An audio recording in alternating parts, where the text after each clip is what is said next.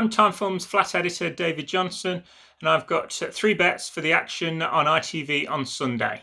I'm going to start at Doncaster in the 220, where I think Encore d'Or looks overpriced.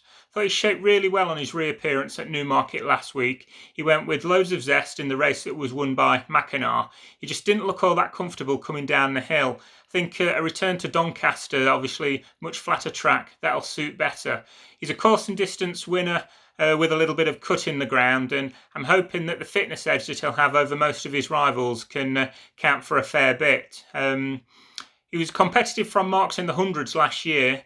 The handicap is really beginning to give him a chance. He's £2 lower than he was at Newmarket last week, so a mark of 93, that really does begin to look very workable. A little bit later on at 3:10, I'm happy to side with fifth position. For me, I think he should really be clear favourite. He was only third on his reappearance in a handicap, but for me that also showed that he is on a mark that he can win off. You can upgrade what he did there. He was best of those that were up with the pace. It was a strongly run race over a mile at Newcastle. That can sometimes be the case if they go a little bit too quick. And I think the first two, they benefited from being ridden a fair bit further back.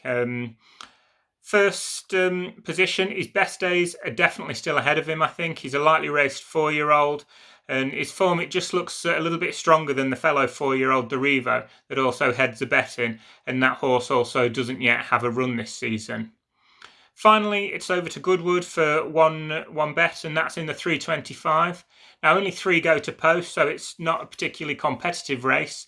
Bright Eagle and Gibraltar, I could see them improving as the season goes on, as they come up to this sort of trip.